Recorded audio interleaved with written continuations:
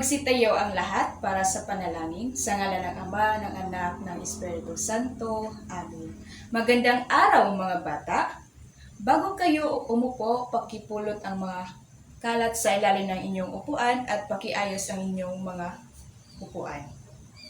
Maaari na kayong umupo. Meron ba sa inyong lumiban sa klase ngayon? Magaling, lahat ay nandito. Bago tayo lumipat sa bagong aralin, sino sa inyo ang nakaalala sa tinatalakay natin kahapon? Christine, tama. Ang tinatalakay natin kahapon ay tungkol sa anyong tubig. Maaari ba kayong magbigay ng mga anyong tubig? Rachel, magaling.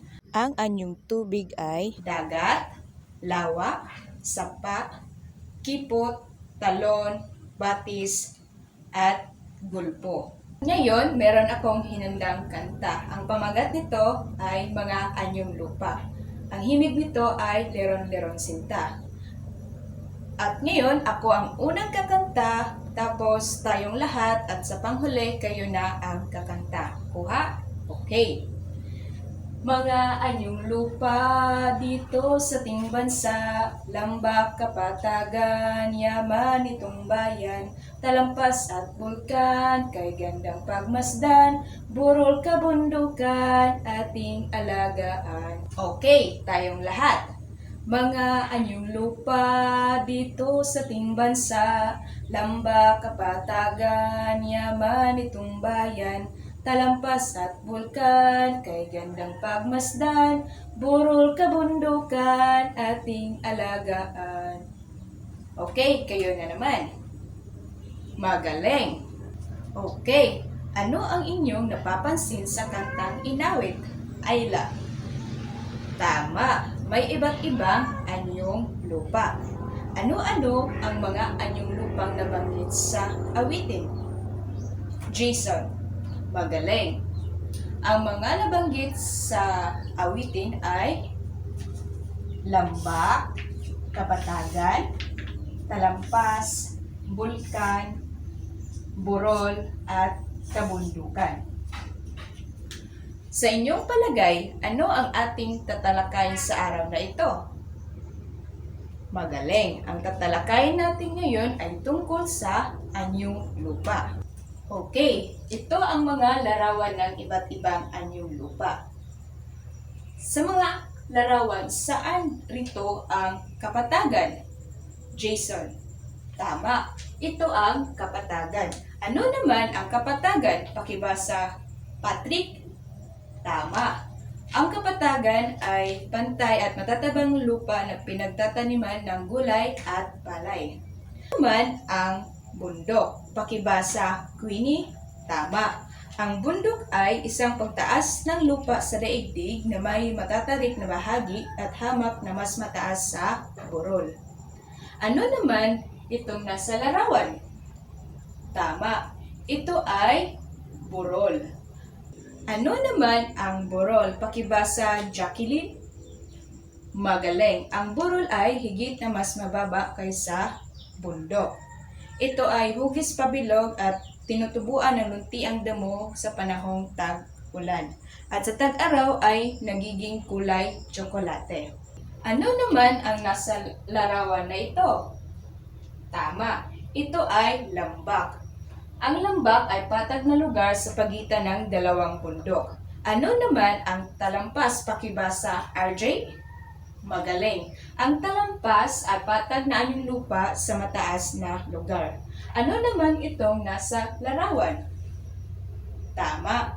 Ito ay bulubundukin. Ano ang bulubundukin? Pakibasa, Christine.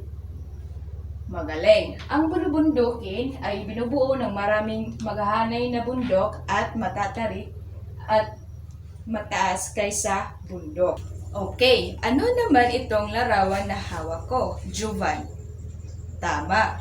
Ito ay pulo. Ano naman ang pulo? Pakibasa, Jade. Magaling. Ang pulo ay isang bahagi ng lupa na mapapaligiran ng tubig. Ano naman ang larawan na hawak ko? Angela.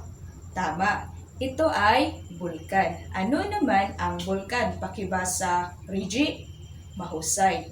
Ang bulkan ay isang anyong lupa na nagbubuga ng abo na naiipon sa palibot ng bunganga na mainit na bato o crater. Ang bulkan ay may dalawang uri. Ano-ano ito? Jade. Tama. Ang dalawang uri ng bulkan ay tahimik na bulkan at aktibong bulkan. Alin sa dalawa ang tahimik na bulkan? Rachel. Tama. Ito ang tahimik na bulkan at ito naman ang aktibong bulkan. Ano naman ang tahimik na bulkan? Erica. Mahusay. Ang tahimik na bulkan na kung saan matagal nang hindi sumabog. Ano naman ang aktibong bulkan? Kayla. Magaling. Ang aktibong bulkan ay maaari itong sumabog anumang oras. Okay. Batay sa tinatalakay natin ngayon, meron akong mga katanungan kung ano talaga ang inyong natutunan. Ano-ano ang mga anyong lupa? Angeline. Magaling. Ang mga anyong lupa ay kapatagan, bundok, borol, bulkan, bulubundukin, talampas at lambak. Bakit ito ay kinakailangang pahalagahan ng mga tao ang mga anyong lupa? J. Mahusay. Kinakailangang pahalagahan ng mga tao dahil dito tayo kumukuha ng pangunahing pangailangan tulad ng pagtatanim ng gulay at prutas. Okay, mga bata, gusto nyo bang maglaro? Okay, hatiin ko kayo sa dalawang pangkat. Ang bawat pangkat ay bibigyan ko ng mga letra at bubuuin nyo ito. Pag nabuo nyo na ang salita, itataas nyo ang inyong kanang kamay para sabihin kung anong uri ng anyong lupa ang inyong nabuo. Naintindihan nyo ba? Okay. Ito para sa pangkat isa at ito para sa ikalawang pangkat. Bibigyan ko kayo ng 2 minuto para buuin ang mga letra. Okay, ang unang nakabuo ng letra ay ang pangkat pangalawa. Ang kanilang nabuong letra ay lambak, burol, pulo at bulkan. At sa nahuling nakabuo, ang pangkat isa, ang kanilang nabuo ay bundok, bulubundukin, kapatagan at talampas. At ngayon, meron tayong pasulit. Kumuha ng isang pirasong papel mga bata, pagtambalin ang hanay A at hanay B at isulat ang titik sa patlang. Naintindihan niyo ba?